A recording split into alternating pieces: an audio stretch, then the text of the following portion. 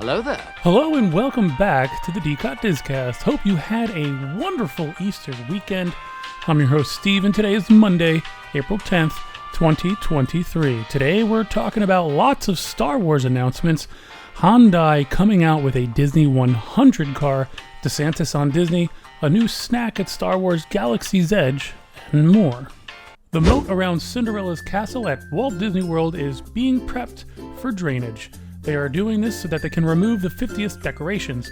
The giant 50 medallion was already removed from the front of Cinderella Castle. The remaining decorations include blue and golden bunting around the sides and turrets. I tweeted a poll last week asking if Disney World should keep the 50th bunting on Cinderella's castle. 75% said to rip it down and 25% said to keep it. I like how it looks and my vote was to keep it. What's yours? Share in the comments. There were a lot of Star Wars announcements at the Star Wars Celebration in London last Friday. One of them was that 3 new films were announced in the Star Wars universe. Daisy Ridley will be returning as Rey. James Mangold will direct a pre-Old Republic film about the origins of the Force. Dave Filoni will direct a film taking place between The Mandalorian and The Force Awakens. Sharmeen Abad-Chinoy will direct a sequel which will take place 15 years after the rise of Skywalker. This was announced as a new film, but Chinoy was already slated to work on a Star Wars film, so it's unclear if these are 2 different projects. Daisy Ridley is set to reprise her role as Rey from the sequel trilogy as she leads a new Jedi Order. Star Wars Skeleton Crew was announced too and is set in the New Republic era, around the same time as The Mandalorian, and reportedly has some connection to the original live-action Star Wars series. It's said to be an Amblin-like coming-of-age adventure about kids, but not just for kids. It centers on a group of kids lost in the galaxy trying to find their way home, but little else is known about the plot. An exact release date or time frame has not been announced, but it is scheduled to premiere on Disney Plus this year.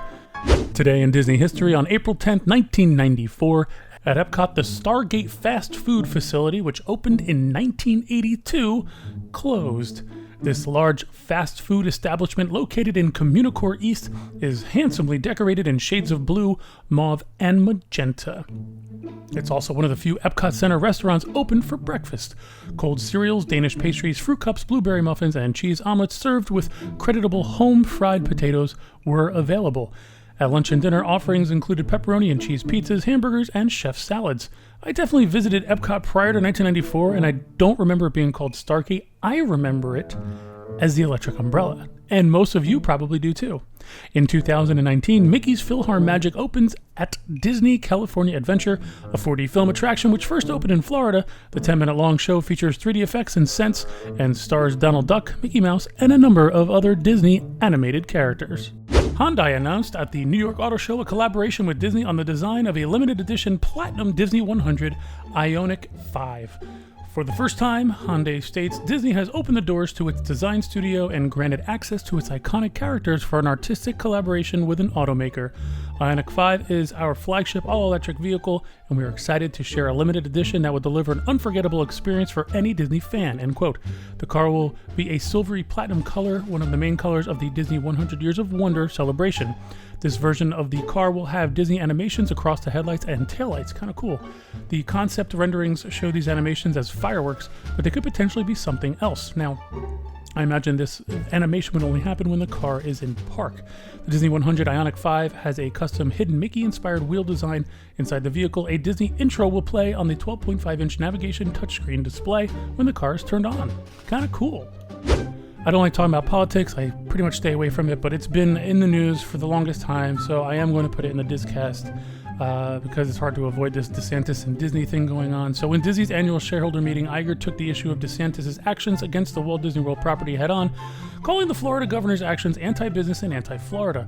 Iger noted that DeSantis' move to take over the Reedy Creek Improvement District was retaliation against the Walt Disney Company for the company exercising its First Amendment right to free speech. DeSantis said the state will also look into taxes on the hotels, tolls on the roads, and developing property that the district owns. Of course, things like hotel taxes and toll roads would be something that would punish the guests visiting Walt Disney World, but it looks like DeSantis is not content with just punishing Disney at this point, but also the patrons. It's a shame. Ouch. Right now, these are just words, so we will see what actually happens. Again, I want to state I don't like talking about politics, but this does affect the guests if this taxing thing happens, and that's why I put it in the podcast. Moving on. Disney World has shared a look at the activated water features within Journey of Water inspired by Moana at Epcot. The walkthrough experience is set to open later this year in the World Nature section of the theme park. The video just shows water flowing through rocks. It's sensational. Not really. They try to put out this hype video. It's literally just water running off of rocks. They didn't really show much, but I'm sure it'll be a nice piece to walk through and enjoy the sounds of nature and perhaps make you want to go to the bathroom. A new snack has arrived at Star Wars Galaxy's Edge in Disney World. It's similar to Rey's bread from Star Wars A Force Awakens and is called Polystarch Puff Bread. The new snack seems to be based on the polystarch portion bread from A Force Awakens, and in that movie, Rey would trade salvage for portions of that bread. The recipe appeared in Star Wars Galaxy's Edge, the official Black Spire Outpost cookbook, and was made with vegetable oil, wheat flour, instant oats, sugar, baking powder, dry seaweed flakes, salt, pepper, cinnamon, and water.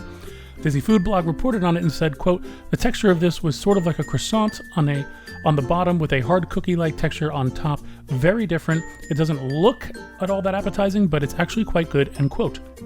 They continued to say, quote, "It was pretty tasty though. The pastry itself was nice and soft with hints of cinnamon.